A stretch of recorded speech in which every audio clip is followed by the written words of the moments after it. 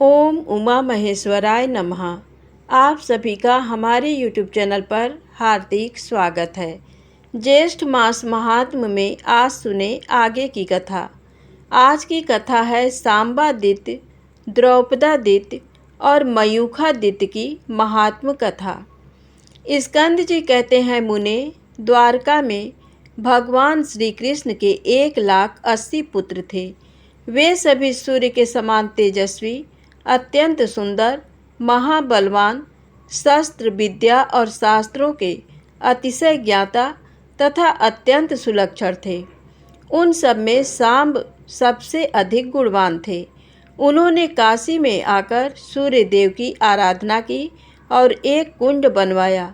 जो मनुष्य रविवार को सांब कुंड में स्नान करके सांबादित्य की पूजा करता है, वह रोग से पीड़ित नहीं होता है। सांब कुंड में विधिपूर्वक स्नान करके जो अशोक पुष्पों से सांबादित्य की पूजा करता है, वह कभी शोकग्रस्त नहीं होता। भगवान विश्वनाथ से पश्चिम दिशा में महात्मा सांब ने यहाँ शुभ देने वाली सूर्य मूर्ति की भली भांति आराधना की थी। महामते सांबादित्य का पूजन और नमस्कार करके जो 8 बार उनकी परिक्रमा करता है, वह पाप रहित हो काशीवास का फल पाता है। स्कंद जी कहते हैं, अब मैं द्रौपदादित्य का परिचय दूंगा। द्रौपदादित्य भक्तों को सिद्धि प्रदान करने वाले हैं, अतः उनका भली भांति सेवन करना चाहिए। एक समय की बात है, 5 पांडव अपने शत्रुओं द्वारा उपस्थित की हुई बड़ी भारी विपत्ति में पड़कर वनवासी हो गए। पांचाल देश के राजा द्रुपद की कन्या द्रौपदी उनकी धर्म पत्नी थी। उसने अपने पतियों के दुख से संतप्त होकर भगवान सूर्य की आराधना की। इससे प्रसन्न होकर भगवान सूर्य ने द्रौपदी को करछूल और ढक्कन के साथ एक अक्षय स्थाली पात्र बटलोई दिया और इस प्रकार कहा, महाभागे, इस स्थाली से जितने भी अन्न की इच्छा रखने वाले लोग आएंगे, वे सभी तृप्ति को प्राप्त होंगे। ऐसा तभी तक होगा जब तक तुम भोजन नहीं कर लोगी। तुम्हारे भोजन कर लेने पर वह खाली हो जाएगी। ये रसीले व्यंजनों की निधि है और इच्छानुसार भोजन देने वाली है। जो मनुष्य भगवान विश्वनाथ के दक्षिण भाग में तुम्हारे सम्मुख स्थित हुए मुझ द्रौपदादित्य की आराधना करेगा, उसकी भूख की पीड़ा नष्ट हो जाएगी। धर्म प्रिय द्रौपदी, काशी में तुम्हारे दर्शन से रोग और भूख प्यास का भय नहीं रहेगा। इस प्रकार वर देकर सूर्यदेव भगवान शंकर की आराधना में लग गए। जो मनुष्य द्रौपदी के द्वारा आराधित भगवान सूर्य की कथा को भक्ति पूर्वक सुनेगा, उसका पाप नष्ट हो जाएगा। स्कंद जी कहते हैं, अगस्त्य, त्रिलोचन स्थान के उत्तर भाग में खखोल्क नामक आदित्य की स्थिति बताई गई है। वे सब रोगों का नाश करने वाले हैं।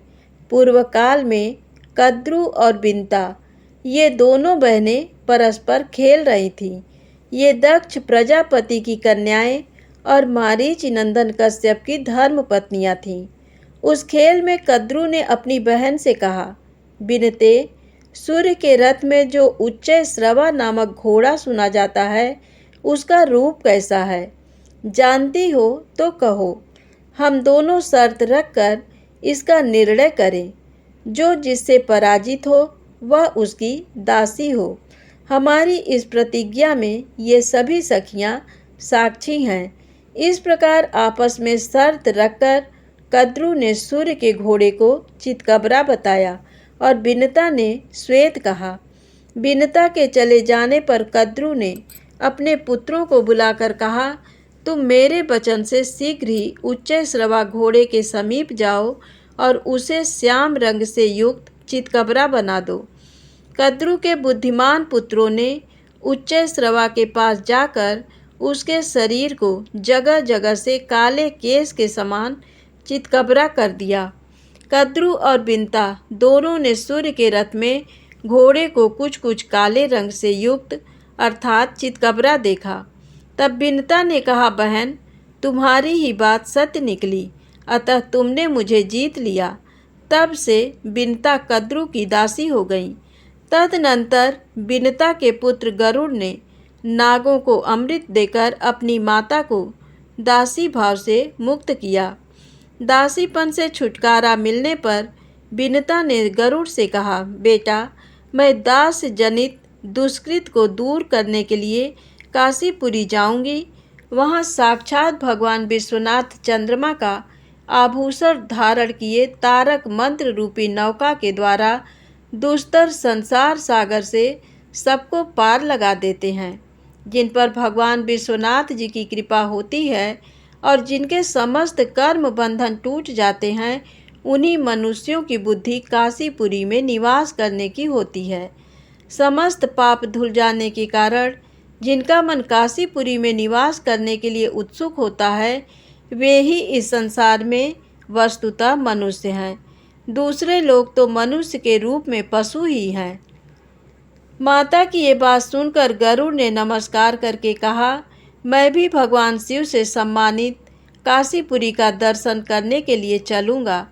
तत्पश्चात माता की आज्ञा पाकर पक्षीराज गरुड़ उन्हीं के साथ क्षण भर में मोक्ष भूमि वाराणसीपुरी में आ पहुँचे। वहाँ इन दोनों ने बड़ी भारी तपस्या की। अविचल इंद्रियों वाले पक्षीराज गरुड़ ने शिवलिंग की स्थापना की और बिनता ने खखोलक नामक आदित्य को स्थापित किया। थोड़े ही दिनों में उन दोनों की तीव्र तपस्या से काशी में भगवान शंकर और सूर्यदेव दोनों प्रसन्न हो गए। गरुड़ द्वारा स्थापित शिवलिंग से उमानाथ भगवान शिव प्रकट हुए और उन्होंने गरुड़ को बहुत से अत्यंत दुर्लभ वरदान दिए।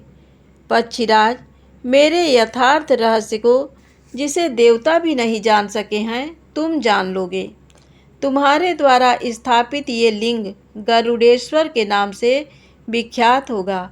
इसका दर्शन, स्पर्श और पूजन मनुष्यों को परम ज्ञान देने वाला होगा। हम ही वह विष्णु हैं और वह विष्णु ही हम हैं। हम दोनों में तुम्हारी भेद दृष्टि नहीं होनी चाहिए। तुम भगवान विष्णु के श्रेष्ठ वाहन होकर स्वयं भी पूजनीय हो जाओगे। अपने भक्त गरुड़ को इस प्रकार वरदान देकर भगवान शंकर वहीं अंतर्धान हो गए और गरुड़ जी भी भगवान विष्णु के वाहन होकर भूमंडल में सबके लिए पूजनीय हो गए। तदनंतर एक दिन तपस्या में संलग्न हुई बिनता को देखकर शिव के ही दूसरे स्वरूप खखोलकादित्य नामक सूर्यदेव प्रकट हुए और उन्होंने बिनता को शिव ज्ञान से युक्त पापनाशक वरदान दिया। वरदान देकर वे काशी में ही रह गए और बिनतादित्य के नाम से प्रसिद्ध हुए।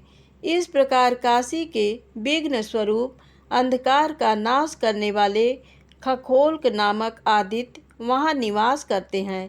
उनके दर्शन मात्र से मनुष्य सब पापों से मुक्त हो जाता है।